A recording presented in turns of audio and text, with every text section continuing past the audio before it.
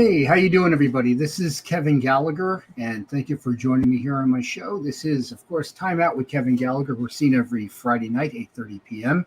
Monday mornings, replay the Friday show at 11 a.m. You can also hear the show, audio only because it's radio, and that's every Friday night at 9 p.m. on the Truth Be Told Radio Network.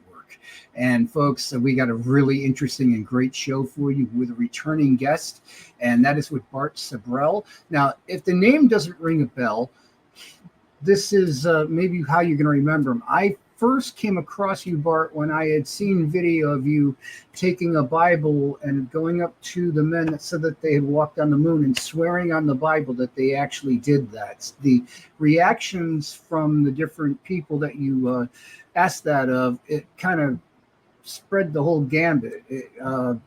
It was very interesting. And so I've looked at different things, and I came to the conclusion a while back that I really didn't think that we actually landed on the moon, based on my own gut feelings, suspicions. Later looked at some information pre-internet and after we were able to get the internet, and said, some things don't really add up here.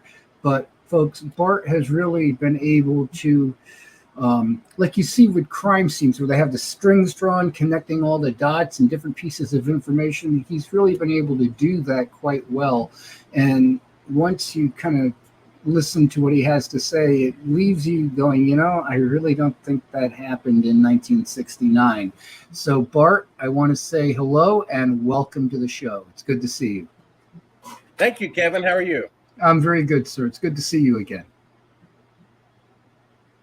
And please continue. Just let people know a little bit about you, other than what I've already said, and how you basically got involved in researching this very interesting subject. Well, I grew up believing that the moon missions are real, like everybody else, and kind of worshipped them, and that I had a shrine on my bedroom wall as a kid. I was 4 years old, actually asleep in bed at the time. However, my father was in the Air Force and received a VIP package of about 20 9x12 color prints of Apollo 11, allegedly the first trip to the moon that was manned. And I put them up on my bedroom wall year after year, no matter where we moved, and had a pretty prominent place in my life. And then when I was 14, I saw a gentleman by the name of William Casing giving an interview on a national talk show. And he worked for NASA with high security clearance. And he said he read memos going from von Braun to the Pentagon, warning them that they were not going to make the deadline of 1969, that Kennedy had misspoken and set. I mean, after all, NASA has never kept a schedule in their entire existence. Just to put a telescope into Earth orbit, they were 10 years behind schedule with 20 years better technology than Apollo.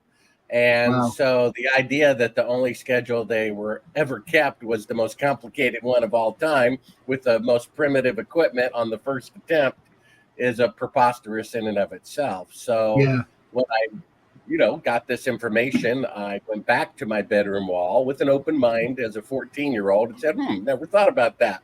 And sure enough, like my eyes were wide shut, I started seeing the difference between the real dirt and the fake backdrops, which in the earlier photographs were a different color. If you can find a book from the early 70s, late 60s in the library or on eBay, you'll see the soil is kind of a caramel brown and the background are grayish blue. NASA has since color corrected that, so the soil is grayish blue, but not originally. In fact, the Chinese probes recently show the surface caramel brown because that's what it is. It only looks gray from the intense sunlight on it from far away. So that kind of planted a seed in. At the age of 24, I had already become a filmmaker whose job is to make fake scenes look real. And then it became even more apparent that they were lit with electrical lighting, not sunlight. And I could tell you what kind of lights they are. I have them in my closet, with my camera equipment. And so I was editing a program one day for the gentleman who actually produced the program I had seen 10 years earlier as a 14-year-old. And he put me in touch with the gentleman who was a whistleblower at NASA who suggested that I make a film about it. which I studied for about 6 months before I answered. I found even more odd things about the alleged missions to the moon that didn't add up, to the point where I got a little frightened that it could very well be true that they faked it. And I figured if they did fake it and I start, prodding, the information out of people, could be hazardous to my health. So I actually turned down the project for fear it might be true. And then another 5 years go by. I had become not a Christian, but I started reading the Bible, which convinced me that there is a right and wrong, good and evil, truth and lies, and that it makes sense that there's a judgment for how we live our life. And I realized that if they faked it, that's actually more profound historically than if they had actually gone. It's more profound of an event, the faking of the moon mission, than had they really done it. So I changed my mind, and as God would have it, serendipity, days later, put me in touch with a millionaire who builds rockets for NASA, who knows that it's fake, who gave me $1 million as his patriotic duty to expose it. So I was producing this, $1 million project under the theory it might be true that they faked it. And I created a film, which you can see for free at Sibrel.com, S as in Sam, I, B as in boy, R-E-L, Sibrel.com. That film is called A Funny Thing Happened on the Way to the Moon. And about halfway into the 7-year project, lo and behold, I find a reel of classified footage of a special effects shot from the first alleged mission to the moon. It's dated 2 days into the flight, and they're faking being halfway to the moon with a 1-foot model of the Earth with a third track of audio of the CIA telling them to fake a 4-second radio delay to make it look like they're beyond Earth orbit, which they never left.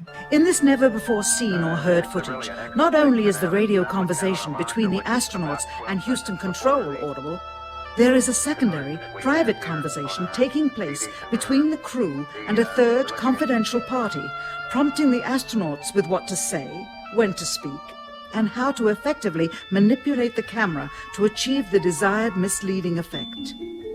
NASA claims that the Houston transmissions were the only ones taking place with the astronauts.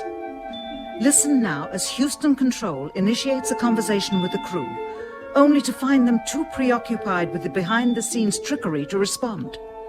Moments pass, and the oversight is picked up on by the clandestine third party, who quickly prompts them with talk. Immediately, Neil Armstrong speaks.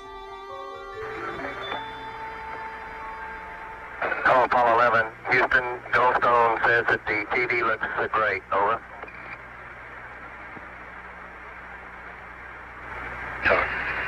Okay, Roger, we're wrapping in on Earth. And here we are 54 years later, and they still cannot leave Earth orbit. In fact, you can prove the moon landings are fake with logic, because today, with 50 years better rocket and computer technology, the farthest that NASA can send an astronaut into space is only 1,000th the distance to the moon. Wow. So they're saying 54 years ago, on the first attempt, ahead of schedule, with all of NASA's computers combined, equating to 1/1,000,000th the computing power of a cell phone, they went 1,000 times farther than they can go today with 50 years better technology. Yeah, it's interesting that you bring that up, because I can remember seeing spectacular crashes with Elon Musk's stuff, and there was one where it went up and it came right down, it crashed, big fireball, and they talked about how that was actually a success.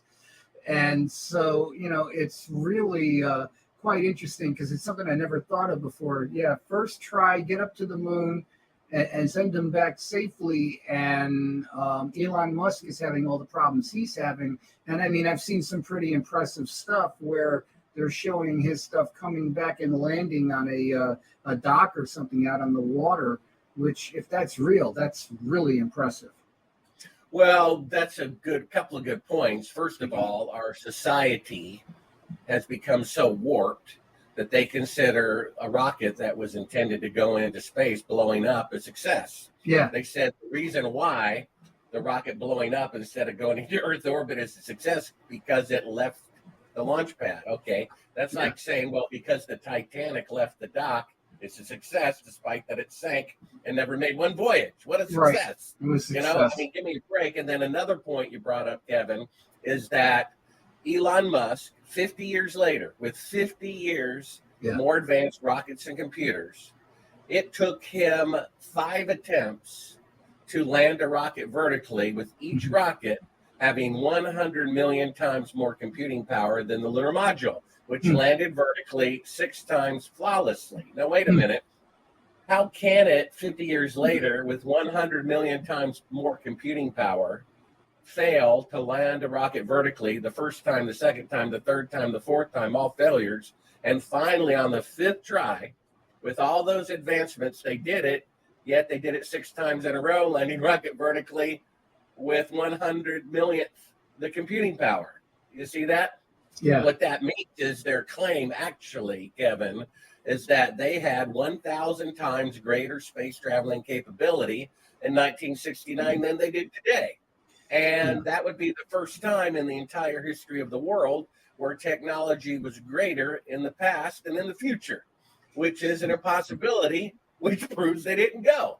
And if it weren't for people's literal religious attachment, you know, right before we were beginning this recording, Kevin, it's dawning on me, you know, you present all this evidence that it's fake, which is so much more proof that it's fake than it was real. All we have is the testimony of government employees who are known to lie. There was no independent press coverage, right? There's no way to verify it. The word of the Nixon administration, and a couple of rocks that, when opened up, were proved to be petrified wood. You know what I mean? And so it's like Santa Claus for adults. They just don't want to accept that the glorious moon landings were fake. And then they'd have to admit they were wrong, which I was wrong. I admit it. You know, I went to a church once, Kevin, and at first I thought, this is the church for me. They knew the Bible better than anybody. And I mean, a sermon was like a 90-minute brain buster. You felt like you were leaving a theology class in college. They went through 5 translations for every scripture. And one sermon, they asked, you know, who likes to be wrong? And I'm like, hey, it's great to be wrong. And they're like, what are you talking about? You know, they had an answer for everything, even if it was wrong. They had to have an answer. They had to be able to shut everybody up. They had to know everything, even if they were wrong. And I said, no, it's actually good to be wrong. Because number one, you're learning something new. And number two, you're not walking around deceived. Right. The Bible says, and it makes sense, even from a secular point of view, that God opposes the proud and give grace to the humble. So what is the definition of pride? It's simply the unwillingness to be wrong. And humility is the willingness to be wrong. I'm wrong all the time, you know, especially in my marriage, thinking I'm being such a great husband when I.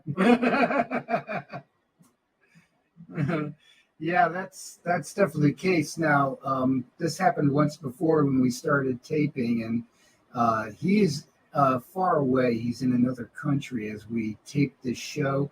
So he's back, and you dropped out. But go right ahead and continue about how you were wrong in your marriage. Yeah, you know, I mean, this is why. I mean, first of all, it's. I don't know what it is. It's kind of odd. I was thinking about this before the interview began, Kevin. You know, whoever killed Kennedy, he's still dead. I mean, so it's kind of like, you know, an orange is an orange. You're just changing the price of it. And whoever did 9/11, although the fact that America did do it, you know, is sad, you're still kind of just, those people are dead regardless. This is different. This is a positive lie. Yeah. You see what I'm saying? This is your home team winning the Super Bowl, and then it comes out that they cheated, they bribed the referees, they put, you know, sleeping drugs in the opponent's Gatorade, and there's all this evidence, there's eyewitnesses that say so. And you're like, no. They won. How dare you say you know, the Super Bowl champs cheated? Well, what if they did? And to say that my uncle sold popcorn in the stands and he knows the game was honest, that's what I hear from people. You know, my uncle worked at NASA building the glove, so he knows it was real. I'm like, really? There's only 3 people going up. Do you think they're so stupid to tell the person making the glove or the boot or the door handle, hey, we're really not going to the moon, don't tell anybody? That's like saying what the CEO of Wells Fargo Bank and the bank teller know about corruption in the bank is identical. It's completely different. You see, only 3 people were on the rocket. Yeah. And these astronauts didn't tell their spouses. They didn't tell their children for fear they would be killed. So if you go to Sibrel.com, you can see my recently published book, Moon Man, the true story of a filmmaker on the CIA hit list, because I found a recording of an Apollo astronaut plotting my assassination by the CIA with him and his son. I mean, you can hear him do it. Should we get it done to shoot them at them before they get out of the office? We have a video camera running if you want to do it. Right. But that would be great footage for us. See you later. In court, I hope. Want to call the CIA? Have them whacked. Now, why would the CIA be involved in my killing if they really went to the moon and I'm some silly person who thinks it was done in a TV studio? I mean, give me a break. And so this book reveals new information, not in my film, including the homicide of Apollo astronauts who would not cooperate, not my opinion, the opinion of the dead man's relatives, and an eyewitness who on his deathbed confessed to being a murderer.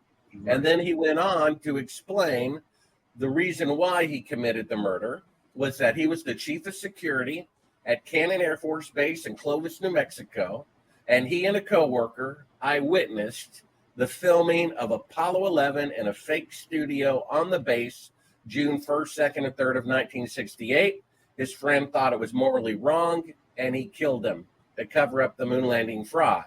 Now, you don't make that stuff up as you're dying of cancer, days to live, and trying to get right with God. All this stuff has been verified. It's in my book, which also have 16 interactive video clips, which you can watch for free at Sibrel.com. And the most absurd thing is true. They really did fake the moon landing. And if it weren't for people's emotional attachment and pride, not willing to admit that they're wrong, they would see the truth. I've even spoken with an aerospace instructor at a major university, and I asked him if he saw Buzz Aldrin on national TV tearfully confessing that the moon missions were indeed falsified and begging the public for forgiveness, what would you think then? And the college professor said he would still think he walked on the moon anyway. Yeah. I mean, that's how deeply entrenched this is into people's psyches. And that makes it all the more horrific that the government did it. I mean, people got down on their knees and prayed for them. They waved their flag. They gave them ticker tape parades. They gave them medals of honor for being such good liars. And if the public finds out they lied about that, even though it killed fewer people than 9/11, I think it will outrage the public. In fact, that's what the news director at NBC told me. He said the footage I uncovered proves the moon landing fraud beyond any doubt, but he refused to broadcast it for fear it would cause a civil war. That's what he said. 10 years ago by a new news director at NBC, sees the footage, they license it, they're going to broadcast it nationwide to break the story. Someone from the federal government calls them up and threatens them, and they back down. Can you believe that? The Washington Post said the same thing. They said this footage cannot be explained unless the moon landings are fake. And I said, why don't you do a story about it? He said, I was told if I did, I'd be fired. Yeah. You know, and this is supposed to be a free press, right? Yeah, I'm interested in having you explain some of the connections between Stanley Kubrick and NASA, because I know people would say things like, well, you know, how could they fake that and this and that? But if you look at a film that was done, 2001: A Space Odyssey, that film was done between 1964 to 1968. The moon landing was 1969. And that film, if you go and look at the space footage, it's one of the most realistic portrayals on film of what it would be like in space. I mean, unlike Star Wars, Star Trek, other stuff like that, the explosions are making noise. Space is a vacuum, therefore there's no sound. And they really did a high level of detail. It's almost like 2001: A Space Odyssey was kind of like Kubrick's resume to NASA to say, look, I could fake this. Well, what happened was his previous film called Dr. Strangelove, or How I Learned to Stop Worrying and Love the Bomb, about an accidental nuclear attack by some crazy general against the Soviet Union, was actually a spoof based on a film that came out a year earlier called Failsafe, that was supposed to be very serious about an accidental attack by a nuclear weapon on the Soviet Union by the United States. So Kubrick's spoof ended up looking, in my opinion, about 500% more realistic than the other one. And at first, people in the Air Force were very angry because he mimicked the inside of a B-52 somehow very accurately. And it was supposed to be classified what that cockpit looked like and what the procedures were. But after a while, they said, this guy's pretty good. Yeah. And, there's some dark humor in it that true generals and true politicians really appreciated and understood. Right. Then, when the scenario came around to fake the moon landing, that was actually supervised by the United States Air Force, because it was at a United States Air Force base in Clovis, New Mexico, where it was filmed, according to an eyewitness who was the chief of security at that base. Right. And so Kubrick would have been the logical choice. First of all, we know now that the moon missions were indeed falsified. Secondly, that means you have to have someone in charge of the fake photography. You have two choices. You can hire the general of the media department at the Pentagon and have good security and amateur results. Or you could choose the best filmmaker on the planet, who coincidentally in 1968 was shooting a film about going to the moon. The moon landing at Cannon Air Force Base was filmed in 1968. There were photos of Kubrick with all the staff at NASA.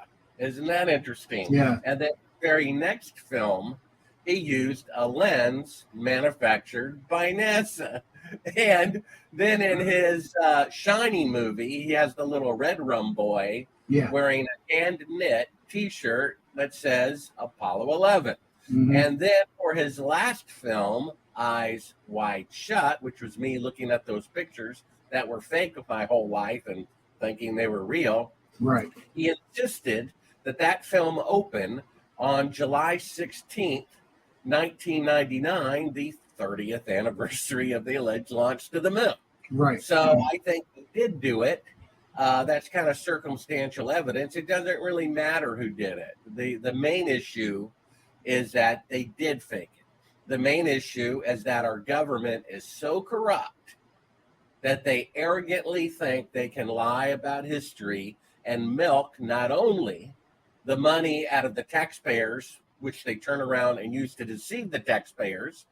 According to multiple eyewitnesses, they perpetrated dozens of homicides to cover up the moon landing fraud.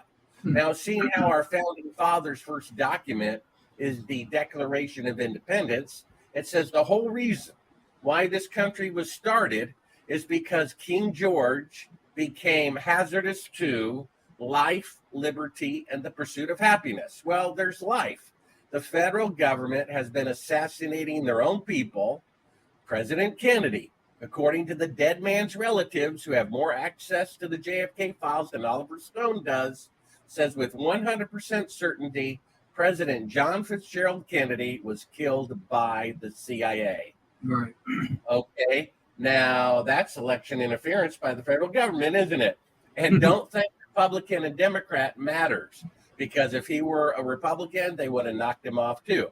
After all, President Johnson was there the first day of filming, according to eyewitnesses at Cannon Air Force Base. He was a Democrat.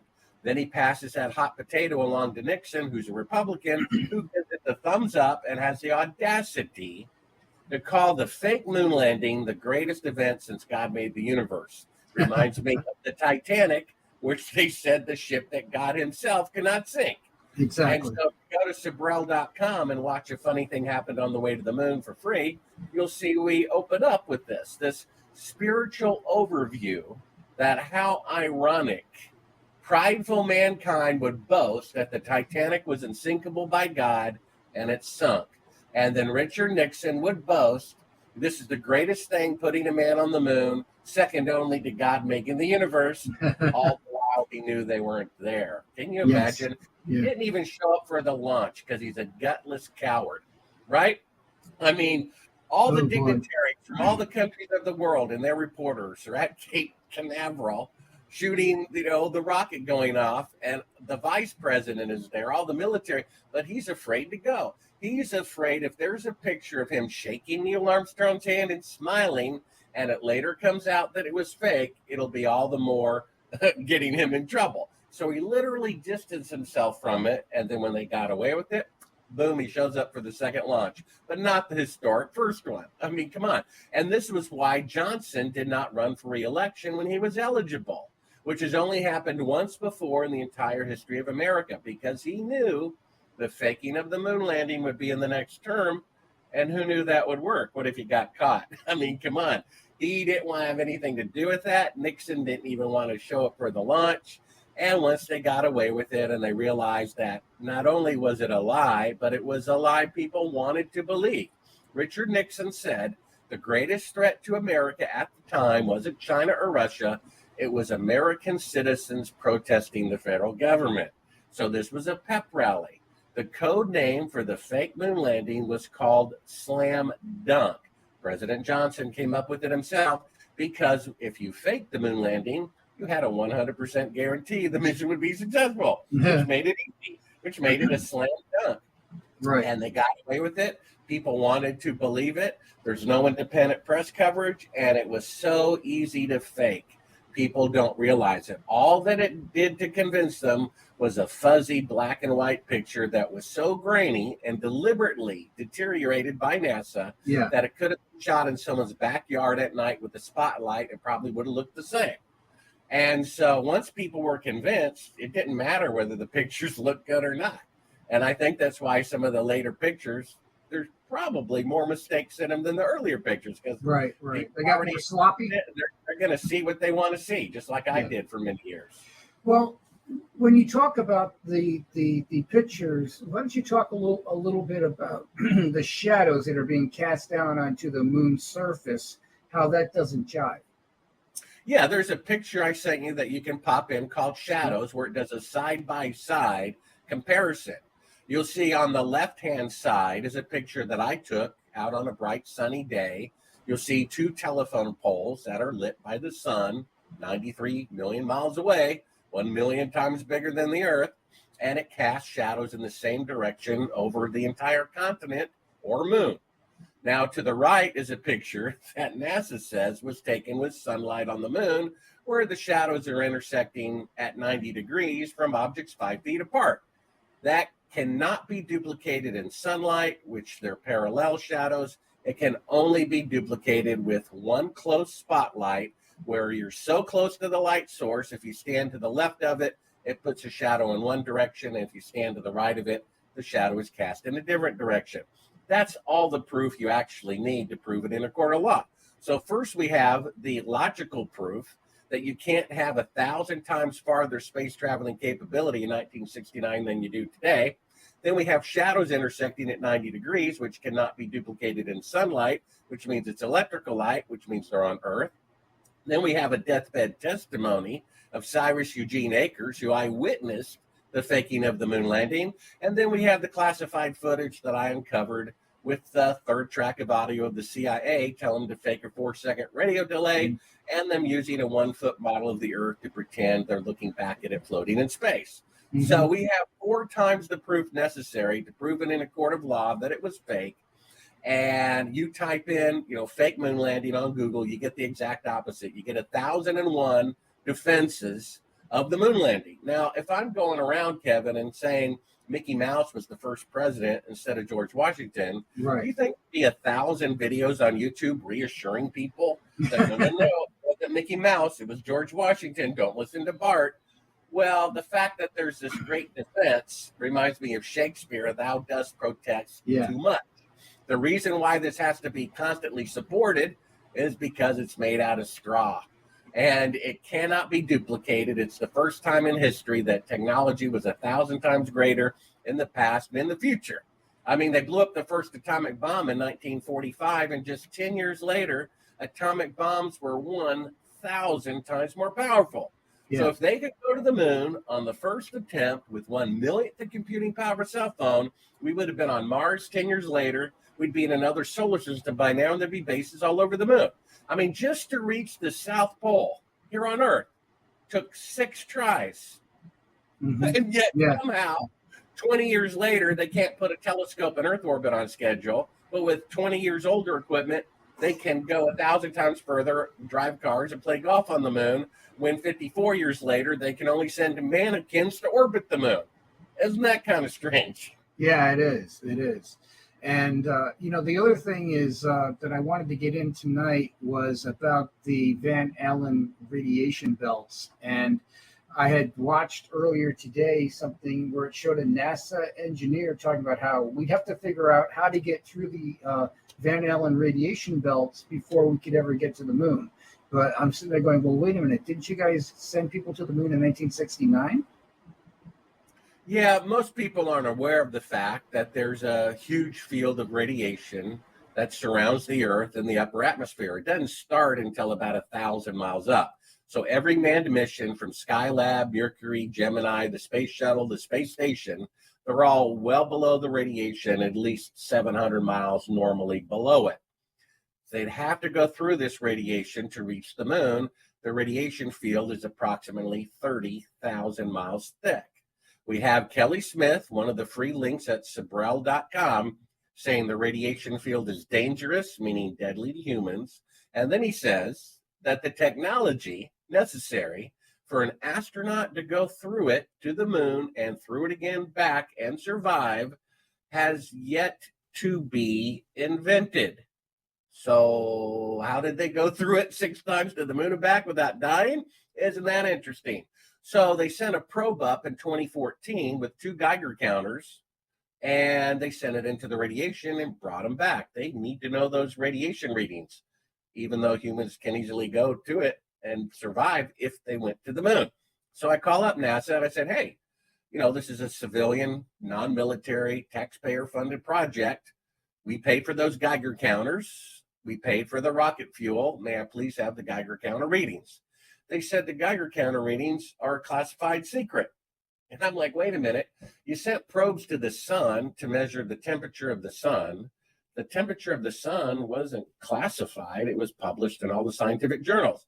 Then you sent a probe to Jupiter to find out how much helium is in Jupiter's atmosphere. That was published in every scientific journal. The amount of helium in Jupiter's atmosphere isn't a secret. So why would the amount of radiation surrounding the Earth be a military secret unless revealing the information proves it's about 100 times more than a lethal dose, which would mean they didn't possibly go to the moon, especially when the guy added to it the technology necessary for an astronaut to survive going through it and back to the moon has yet to be invented. So that's one of the 16 interactive clips at Sibrel.com that indicate, among many other reasons, that sadly but true, the government is corrupt. They killed their own president. I mean, when Robert McNamara on his deathbed said that the whole reason they started the Vietnam War was made up by the CIA, the Gulf of Tonkin never happened. And that led to the death of 58,220 Americans without cause. I think if they're willing to kill their own president, willing to kill 58,220 of their own people, I think they're willing to fake an image of the moon on television, don't you think? And if it weren't for people's religious attachment to the glorious moon landings, and how dare you say, they faked it, well, they did fake it. And people are mad at me for bringing the despicable truth of the government's own fraud, corruption, and embezzling and murder to their attention. I mean, if it were me, I would want to know if I had cancer. And if my government is killing people to cover up their felonies and using my money to hire the murderers to pay their salaries to kill my brothers and sisters. I think that's an important historical fact to know. Otherwise, we're just going to keep on killing people and stealing from them, right? Exactly. You know what? Let me just run this by you. I want to see how you respond to this. And I have seen people trying to debunk people like you and say, oh, no, with the Van Allen belts, the radiation is not constant. There's areas where the radiation is not very high, and you can get somebody to go through there without much difficulty. My initial thought about that, just speaking for myself, is, well, you try it, and then we'll see how that works out for you. What's your response to there being the radiation being spread unevenly throughout the belts? Well, that's people who are diehard NASA fans trying to find some excuse as to why the moon missions must be real, because this scientific proof is a problem. There are weak spots at the North and South Pole, but seeing how the space shuttle blew up after launching at 43 degrees, I don't think launching at 0 degrees or sub-zero is going to work too well. And NASA's own diagrams from 1969 show they went right through the thickest, most radioactive parts of the belt. And yet I have NASA defenders saying, well, they went around them. Okay, I appreciate you saying that, because here's a diagram from NASA proving that they didn't. And you're saying they went around them because you're admitting that they are lethal. So you just caught yourself. In fact, someone, when I showed them this footage of them clearly faking being halfway to the moon, they said, okay, I got them. This is footage of them faking being halfway to the moon, but they're just rehearsing. And I'm like, okay, so if every minute of the mission cost $1 million, and if every ounce of weight cost $1 million, why are they bringing this extra equipment of a fake model of the Earth when the real Earth is out the window? If they're rehearsing, they would just rehearse with the real Earth out the window. And then what about this third track of audio telling them not to answer NASA until 4 seconds of dead air goes by? So it sounds like they're halfway to the moon when they're still in Earth orbit. The lights come up and you can see the bright Earth out the window, when previously they just claimed they were halfway to the moon. Yeah, so come on. What? How much more proof do you need? It boggles the mind that people won't give it up. They're not mature enough. They're not humble enough to admit it. And this is the difference between intelligence and wisdom. I went to my doctor and I asked my doctor, what do you know about natural medicine? And she said, all I know is what they taught me in university, which was to prescribe this pill for this illness. Don't know anything about anything else. And she went to school for 12 years. And so people are just intelligent in a very narrow path, and go beyond that path, they can't figure out anything. And they cannot critically think. They're taught to memorize things that they're told to memorize, which oftentimes have an agenda. You see, I was hired by a fraternity at the University of Pittsburgh, Pennsylvania, paid $2,000 to show my film and lecture for an hour. The university forbid it. And free speech, free assembly, United States. Really? Yeah. And so people, they can do calculus, but they can't think critically. And they just memorize their answers. I took an algebra class. I was the youngest person in it, probably 2 grades ahead of where I was supposed to be. They give me, the teacher was so terrible. She did, for day 1, she says, read the chapter, figure it out yourself, and then do the test in the book. And then she sat and read a romance novel for an hour. And then I turn in the test. I give correct answers for everything. She said, show your work. I said, here's my work. She said, okay, all the answers are correct, but you're getting an F because you created your own formulas for solving these equations and not the formulas we told you to use. That's our education system, punishing, intuitive thinking, right? It boggles the mind, right? It's like someone saying, we ask you to make a car that made, that gets 30 miles to the gallon. You made a car that makes 130 miles to the gallon. You're fired. Yeah. That's the country and the world that we live in. It's very, very interesting. So what do people like Betty Grissom, who's the wife of Gus Grissom, thank you. Mine just went blank. And Scott, the son, What is their opinion of all this? Because, they have a dead loved one and cover-ups and everything else. What is their reaction to stuff like what you're saying? Well, I interviewed Betty Grissom for 4 hours, Scott Grissom for 3 hours, and their husband and father was going to be the first man to walk on the moon.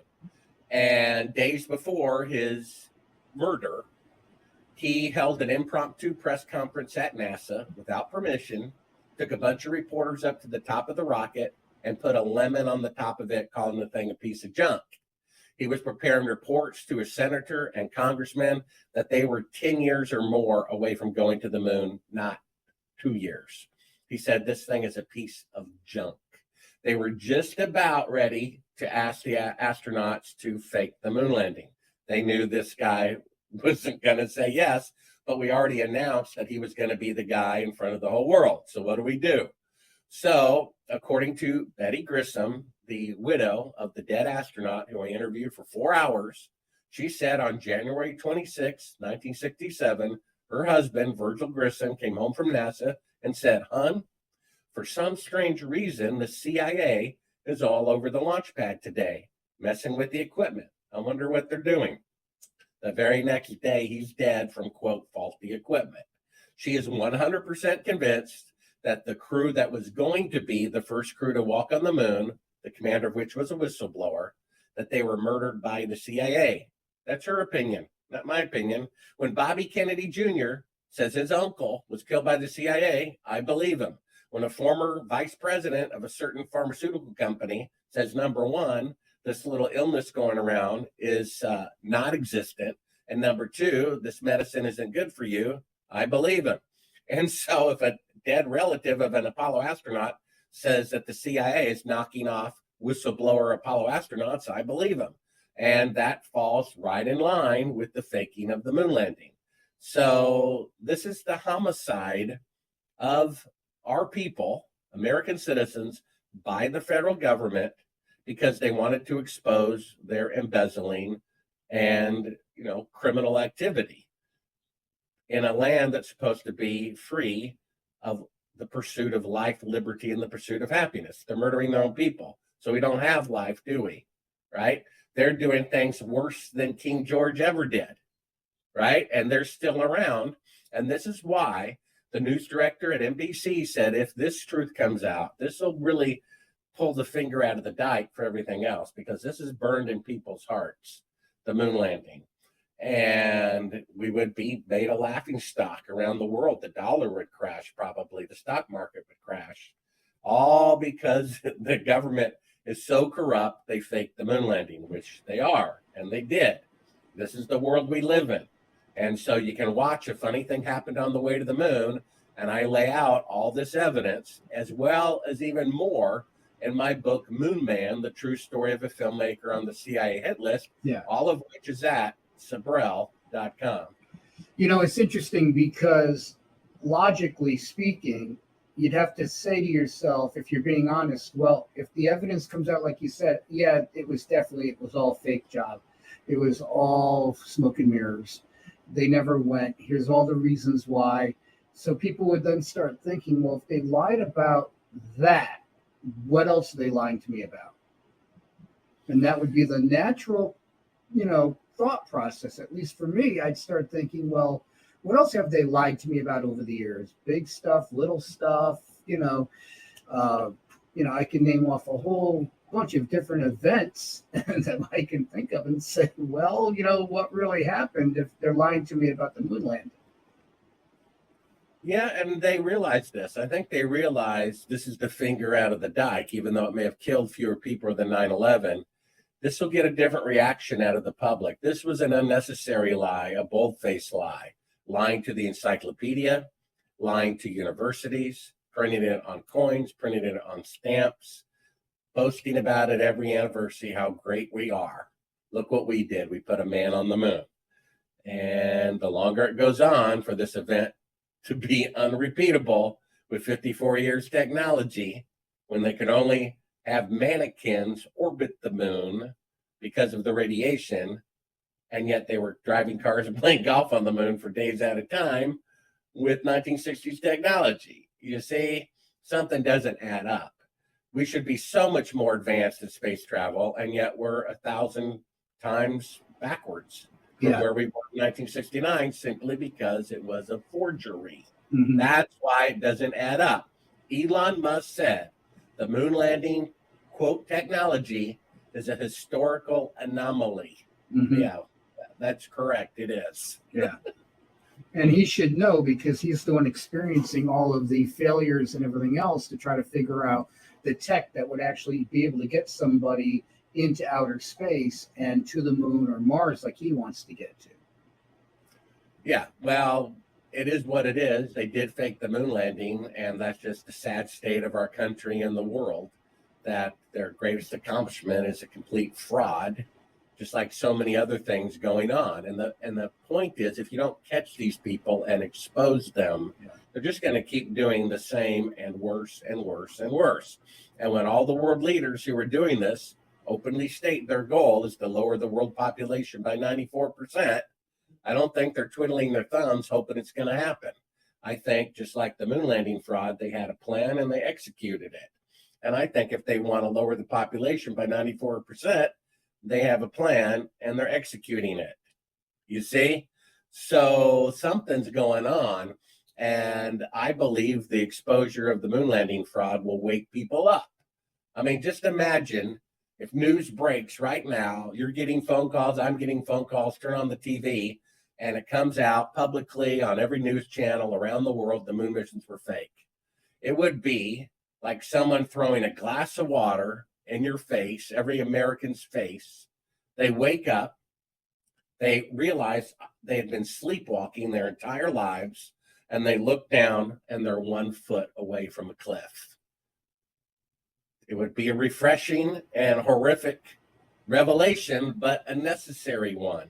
You can't have this corrupt of a government and let it keep going on. It has to be stopped, even at the cost of embarrassment or financial hardship. You have to cut off a diseased limb if you have cancer, otherwise the whole body will die. You have to face facts. And that's what the intellectuals are not willing to do because of their pride and inability to think critically because of universal thinking universities, right? What did my doctor say? I don't know anything about medicine other than I was told after 12 years of study to prescribe this pill for this illness. So that's all I know. That's what she said. Well, let me ask the obvious question, and I think maybe a lot of people by now are asking it themselves after sitting through, most of the show.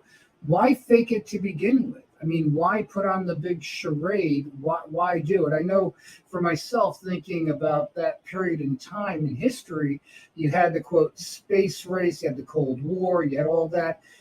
I have to figure that some of that worked into their thinking, but why the big fake job? Why do it to begin with?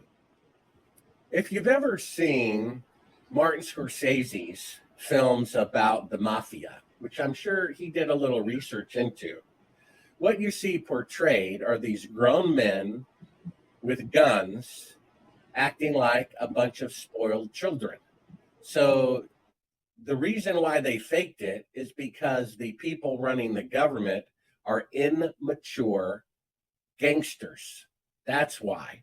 The mature thing would have been to say, look, Kennedy wasn't a scientist. He was a politician. He set a goal. It just can't be done. We're sorry. We're just going to have to be realistic about this. And we're sorry we're wasted your money. We'll send everybody a check for $800 to make up for it. Maybe we need to cooperate with the Soviet Union and compare notes and experience, and maybe we can make this happen someday. That would have been the mature thing to do. That would have been the honest thing to do. The fact that they faked it proves that our leaders are not mature and they're gangsters. They killed people who got in their way, even though they're their own citizens. I think Operation Northwoods, it's in the Kennedy Library. It's not made up. The Cuban Missile Crisis was at the door, and people from the Pentagon said, President Kennedy, we have a great idea. What if we kill a bunch of Americans, a couple of hundred, and we blame it on Cuba? Then we'll have an excuse to go to war. Sound like a great idea? We just need your signature, please. why didn't those men, they should have been rounded up and thrown in prison. That's called attempted murder, the plan to kill people, isn't it? They weren't even fired. These are the type of people running the government. Mhm. This is how they think. I mean, how did this happen? How did such evil, wicked people rise to the top? And they keep maintaining their power. You could choose evil, wicked person with the red shirt or evil, wicked person with the blue shirt. Yeah. I mean, take your pick. It doesn't matter. Voting is irrelevant. Do you think the Congress and the Senate voted whether or not to fake the moon landing? Let us debate this. No, they just did it anyway. It doesn't matter who you vote for. It doesn't matter. Someone squeaks by in office, they will take him down one way or the other, whether they're Democratic or Republican. They don't care.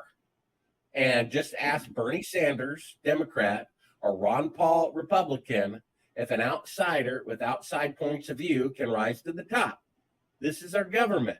William Benny worked for the NSA for 30 years in upper management. He goes on national TV a few years ago and says, oh, by the way, we spy on the private cell phone conversations of Supreme Court justices to get sexual and financial impropriety on them so we can blackmail them to tell them how to vote the way we tell them to. Mm-hmm. It's an established fact that Supreme Court justices are being blackmailed, not a single investigation by the Justice Department, because the appointees are criminals appointed by criminal presidents. I mean, come on. It's out in the open that Supreme Court justices are being blackmailed by the NSA, and people go, okay, whatever. Yeah, whatever. It's like par for the course, 90% of Americans wanted to know whether their ketchup contained GMOs. 90%. Yeah. President vetoed it. I thought this was a democracy where 51% could have their way. 90% couldn't have their way. Boggles the mind. And they say we're free when we're completely enslaved. They say we have the best healthcare in the world when the third leading cause of death is medical malpractice, and 70% of the people in a country are sick all the time because 70% of them are on prescription medicine. Right. So if there's a country in the world that has 70% of the population sick all the time, I would say that country has the worst healthcare in the world. You see, we're being lied to, called the best. We're free, but we have to ask permission to go to church, permission to open our business, permission to go shopping. You have 5 people at your son's birthday party instead of 4, they will turn off your electricity and drag you off to jail. Who is that? Who is one person to tell me who I can have in my house and at what time? I don't care if 9 out of 10 people are dropping dead. It's my right as a free person to go shopping under those circumstances if I so choose. And it's the right of a shopkeeper to open his business under those circumstances if he should so choose. I did a statistical analysis.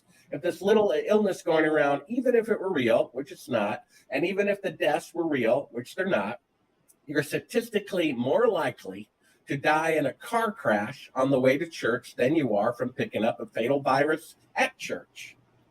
So I guess we have to make cars illegal for the sake of everyone's public safety.